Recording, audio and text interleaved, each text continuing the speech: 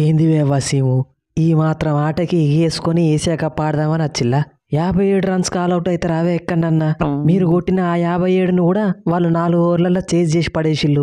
మీకంటే నేపాల్ వచ్చినా కానీ కనీసం కాంపిటీషన్ అన్న ఇస్తుండే కావచ్చు. ఎందుకు సల్మాన్ భాయ్ అంత తొందరపడతాను? వాళ్ళ నెక్స్ట్ మ్యాచ్ మీతోనే ఉన్నది. చూస్తా మీరు ఏ పాట ఆడతారో.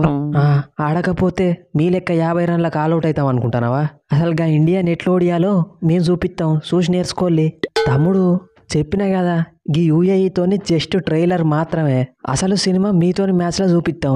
స్కై భయ్యా, టాస్ గెలిచి నువ్వు బౌలింగ్ ఎంచుకున్నందుకు థ్యాంక్ యూ వన్స్ అగైన్. మీరు ఆడిన 4 ఓవర్లకే గా అభిషేక్ శర్మ, శుభ్మన్ గిల్ నువ్వు కలిసి సుక్కలు చూపించిళ్ళు. మీరు కనుక మొత్తం 20 ఓవర్లు ఆడేది ఉంటే మా బౌలర్ల పరిస్థితి ఊహించుకుంటేనే భయం అవుతుంది. మీరు మనుషులా లేకుంటే మృగాల గట్ల సిక్స్లు కొడతాలేంది? చెప్పినా కదా తమ్ముడు, మా అభిషేక్ తమ్ముడు షేక్ ఆడిస్తాడు. తమ్ముడు ఇంకా జస్ట్ 16 బాల్లే ఆడిండు కాబట్టి 30 రన్స్ కొట్టిండు. ఇంకో 16 బాల్ ఆడితే స్కోరు 70 దాకా పోతుంది. అభిషేక్ తమ్ముడు పవర్ ప్లే అయిపోయేదాకా కనుకున్నాడు అనుకో స్కోరు 70 దాటుతుంది. ఏం బ్యాటింగ్ స్కై భయ్యా అది! పవర్ ప్లే అయిపోయేదాకానే ఉంటే టీమ్ స్కోర్ 70 దాటిస్తాడంటే ఏం సిక్స్లు కొట్టుడు అది?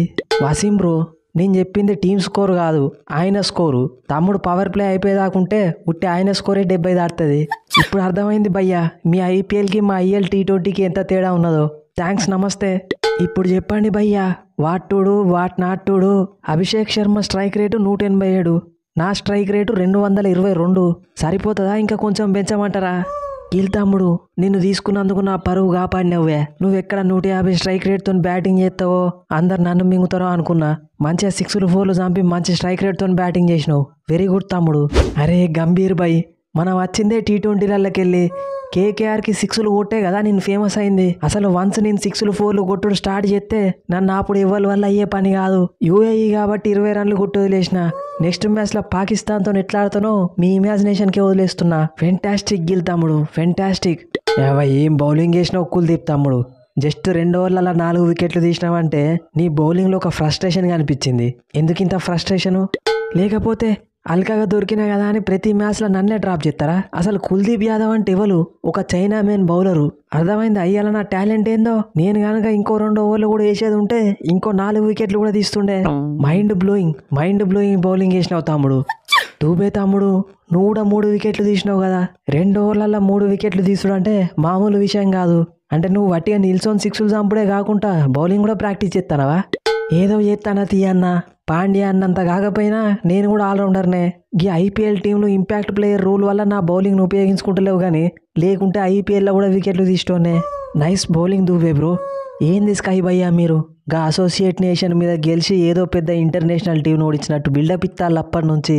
ఆగరాదులే, ఆదివారం రోజు మ్యాచ్ ఉన్నది కదా, చూద్దాం మీరు ఏ పాట ఆడి మా మీద గెలుతారో. గిదే యూఏఈతో మొన్న మీరు ట్రై సిరీస్లో గెలవడానికి ఆగమాగం అయ్యి కాదువే సల్మాన్ ఆగా. వీళ్ళని ఎట్లా విసికినామో మీతో కూడా గదే రిపీట్ అవుతుంది. రెడీగా ఉండండి.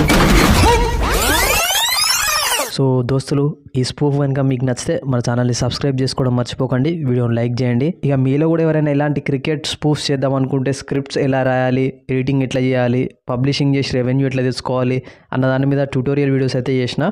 సో ఇదైతే పెయిడ్ కోర్స్ ఉంటుంది. ఇంట్రెస్ట్ ఉన్న వాళ్ళు కింద డిస్క్రిప్షన్లో ఇచ్చిన ఇన్స్టాగ్రామ్ ఐడికి మెసేజ్ చేయొచ్చు.